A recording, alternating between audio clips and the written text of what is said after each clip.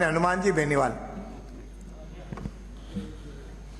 अध्यक्ष महोदय, सबसे पहले तो आप अध्यक्ष पद पर निर्वाचित हुए और सारे सदन ने, सारी पार्टियों ने, हमारे निर्दलीय जितने भी छोटे दल थे, इन सब ने मिलकर जैसे ही आपका नाम अध्यक्ष के लिए घोषित हुआ भारतीय जनता पार्टी की तरफ से, सब ने मन बना लिया था कि देवनानी जी अध्यक्ष बन रहे हैं तो हमें डिस्टर्ब नहीं करना, इनको अध्यक्ष करना, क्योंकि आप सबसे ज़्यादा हमने देखा कि विपक्ष में रहते हुए आपने सबसे ज़्यादा लड़ाई लड़ी। मैं तो आपके साथ रहा हूँ और मैंने तो ये भी देखा है आपको इनका ध्यान ज़्यादा रखने की बजाय हमारा ज़्यादा ध्यान रखना, क्योंकि पिछली बार आपको बोलने नहीं देते थे। इस बात का भी आपको ध्यान रखना कि पिछली बार जब आप स्टिकर लगाते थे, पर्ची लगाते थे, तो जैसे ही आपका नाम आता तो माइक बंद हो जाता था। तो इस बात का तो आपको ध्यान रखना, लेकिन हमारा जो छोटे दल है निर्दलीय, इनका विशेष रूप से ध्यान रखना है।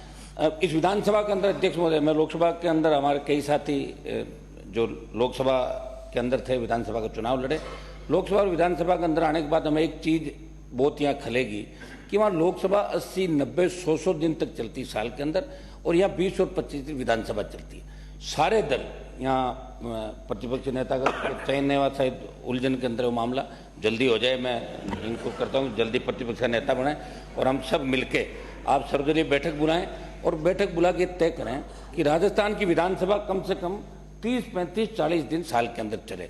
और एक चीज़ ये भी तय करें कि हमारे पास जब हम विधायक बन गए, जब सांसद थे, तो इतने लोग आते हैं कि विधानसभा में मामला उठा लो, लोकसभा के अंदर उठा लो, उनको लगता है कि लोकसभा विधानसभा में जैसे ही मामला उठेगा काम हो जाएगा। लेकिन दुर्भाग्य से देखिए, स्थगन लगता है, पर्ची लगती है, हम यहाँ बोलते हैं और उसके बाद मंत्री जवाब नहीं देते हैं। तो सरकार को, आपको ये नए नियम यहाँ बढ़ाने पड़ेंगे कि विधानसभा के अंदर कोई मामला उठता है। और दूसरा, जिस तरह लोकसभा 193 के तहत चर्चा होती है, यहाँ भी हम देख रहे हैं पानी, बिजली, विभिन्न विषयों पर कानून व्यवस्था भी चर्चा लगातार होती है। चर्चाएं भी समय समय पर हो, हाउस ज़्यादा से ज़्यादा चले, तब लोकतांत्रिक मूल्यों की रखवाली हो सकती है। हमें आपसे बड़ी उम्मीद है कि लगातार 3 से लेकर 23 तक आप लगातार जीतते रहे।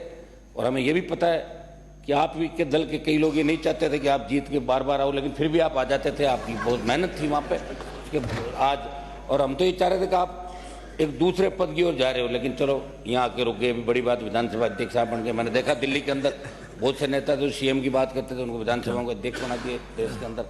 खैर, मैं इसमें नहीं जाना चाहूँगा। मैं यही, हम आपको यही आश्वस्त करते हैं कि हम आपका सहयोग करेंगे।